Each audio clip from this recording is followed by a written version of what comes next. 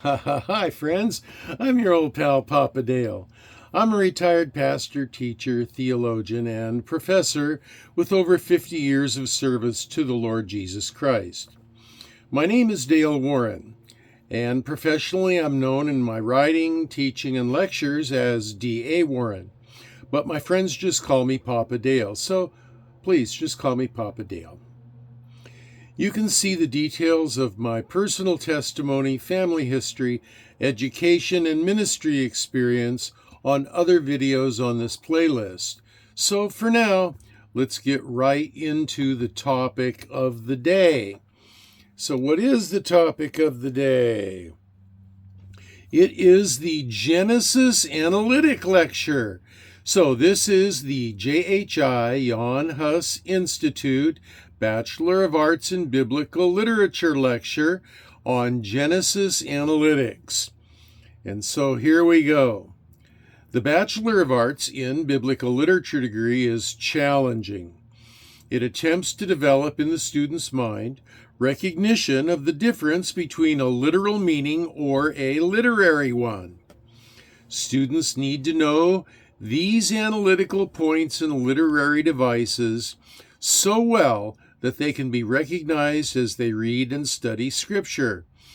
The difference in application can be profound.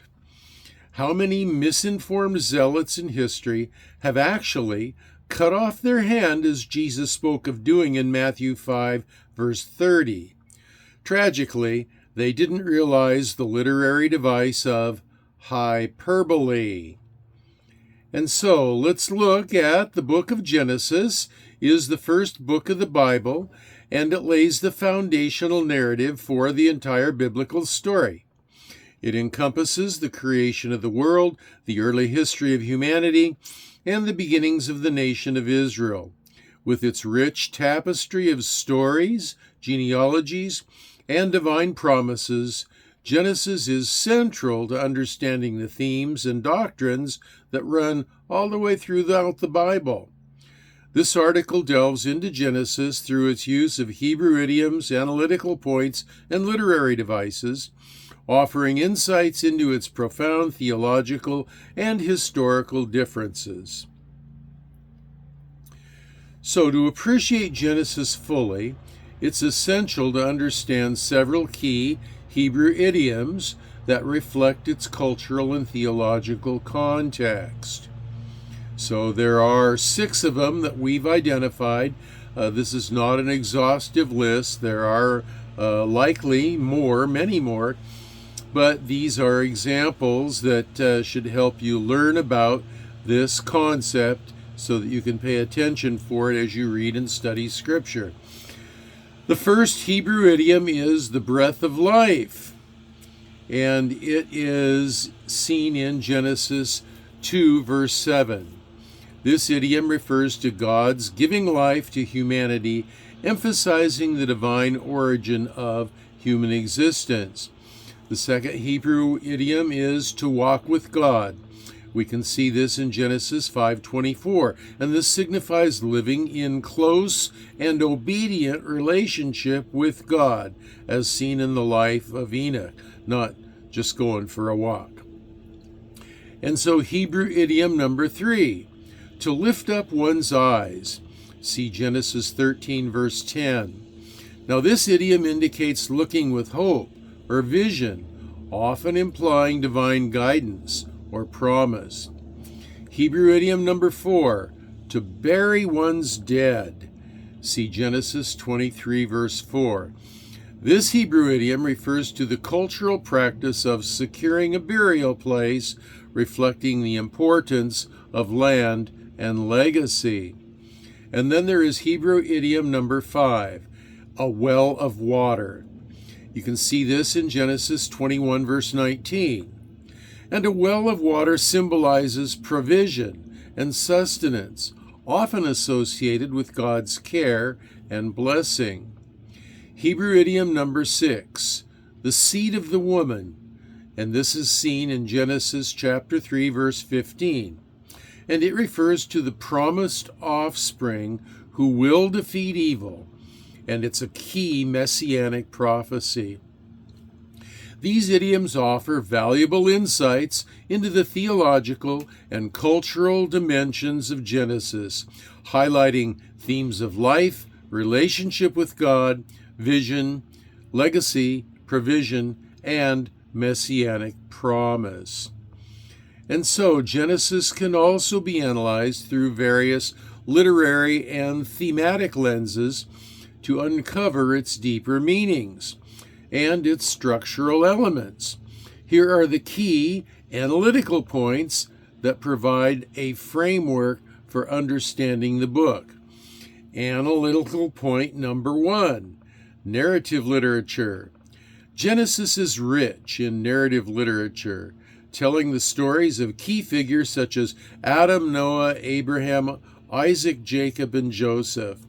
And these stories shape the foundational history of Israel, and you can see that in Genesis chapter 1 through chapter 50.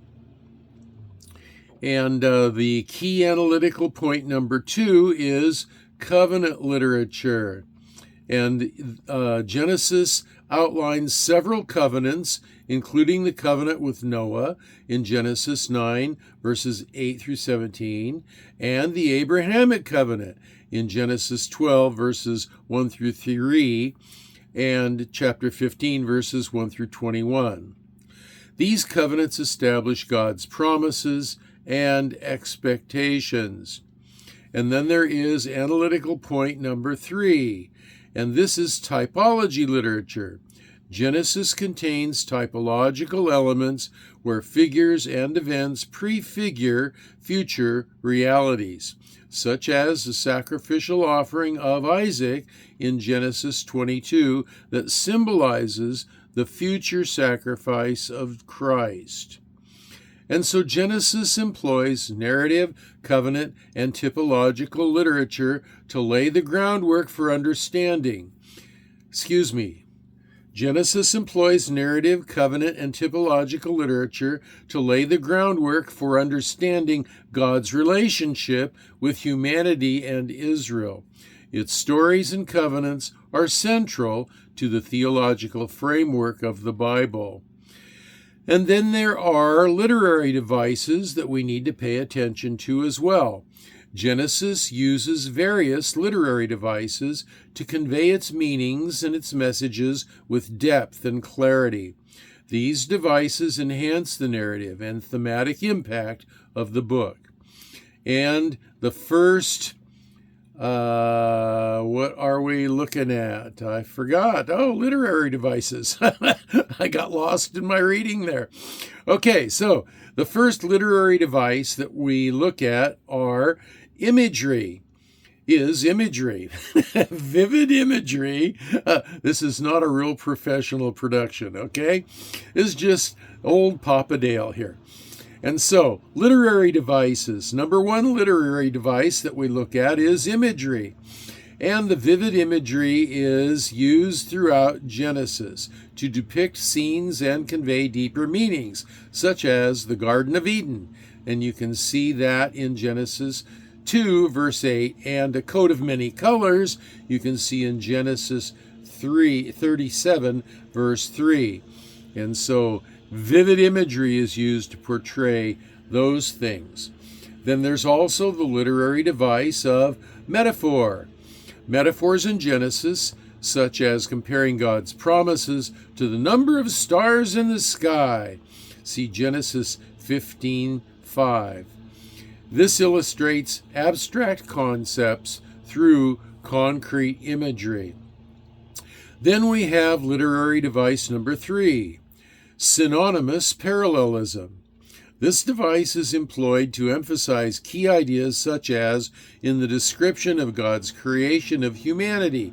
See Genesis 1:26 through 27. Then you have the literary device of antithetical parallelism. Now this device contrasts the contrasts of antithetical parallelism are used to highlight differences such as between the righteous and the wicked. See Genesis 4, verse 7. Now there's also the literary device of symbolism. Symbolic events such as the rainbow in Genesis 9:13, representing God's covenant, play a significant role in conveying divine promises and truths. Then there's the literary device of amplification. Key themes are expanded upon to underscore their importance, such as the detailed genealogies and the implications for God's promises. You can see this in Genesis chapter 5, verse 10. The literary devices in Genesis, including imagery, metaphor, parallelism, symbolism, and amplification, contribute to the richness and depth of the narrative of Genesis, and it enhances our understanding of its theological and historical messages. So, in conclusion, the book of Genesis serves as a profound introduction to the biblical narrative, providing foundational stories, covenants, and themes that resonate throughout Scripture. By exploring its Hebrew idioms, analytical points, and literary devices, we gain a deeper appreciation for its significance in understanding God's creation, promises, and redemptive plan. Genesis remains a crucial text for grasping the overarching narrative of the Bible and its implications for faith and life. And so this has been your old pal, Papa Dale, in 2024. I've been your host for this lecture on the Genesis analytics. And I need to remind you that if you are pursuing the Bachelor of Arts in Biblical Literature degree, that reading in print form the analytical notes and also the general notes on all of the Bible books is required. You have to read the lecture notes, and also it's required that as you do read the lecture notes and the analytical notes, when you get to Bible book citations, chapter and verse, that you look those up. So you should probably be reading those lecture notes with a Bible by your side. So, this has been your old pal, Papa Dale. I'm going to sign off for now. Lord willing, I'll be back with another lecture. And in the meantime, I'm going to be praying for you that you will be well and that you will be blessed.